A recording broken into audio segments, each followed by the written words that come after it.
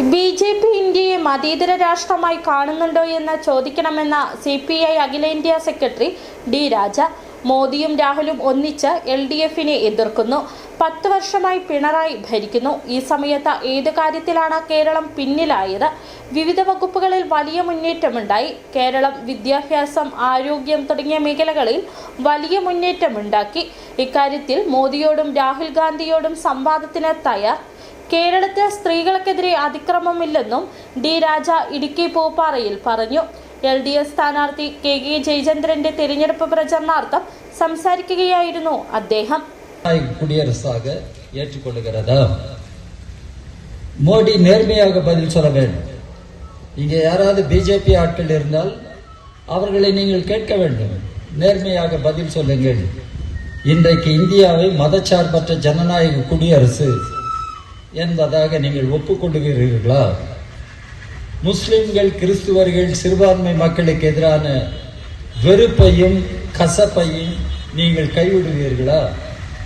எல்லா மக்களையும் நீங்கள் நேசிக்க தயாரா? கேட்டு பாருங்கள் என்ன பதில் சொல்லுகிறார்கள். இந்திய அரசாங்கம் இன்றைக்கு எல்லா மக்களுக்குமான ஒரு அரசாங்கமாக செயல்படுகிறதா? குறிப்பாக மோடியினுடைய தலைமையில் அப்படி அரசாங்கமாக செயல்படுகிறதா? கேட்டு பாருங்கள். சப்கா சாத் சப்கா விகாஸ் என்று பேசியவர் மோடி. ஆனால் இன்றைக்கு மோடி யாருக்காக செயல்படுகிறார் என்றால் அடானி, அம்பானி போன்ற பெரும் முதலாளிகளுக்காக செயல்படுகிறார். அவருடைய ஆட்சி பெரும் முதலாளிகளின் ஆட்சியாக இருக்கிறார்.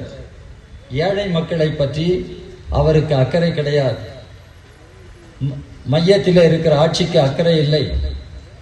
இதை தான் நாம் கோடிட்டு காட்டுகிறோம். இந்த பின்னணியில் மோடி இங்கே வருகிறார். இடதுசாரி ஜனநாயக ஆட்சியை குறை சொல்லுகிறார், தாக்குகிறார். அவர்தான் அப்படி என்றால் இன்னொரு பக்கத்தில் ராகுல் காந்தி அவரும் LDF ஆட்சியை குற்றம் சொல்லுகிறார். அந்த குற்றத்திற்கு ஏதாவது, குற்றச்சாட்டிற்கு ஏதாவது ஆதாரம் இருக்கிறதா? அடிப்படை இருக்கிறதா?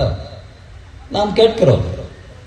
ஏதாவது ஆதாரத்தோடு நீங்கள் குற்றம் சொல்லுவீர்களானால் நாம் விவாதிக்கலாம்.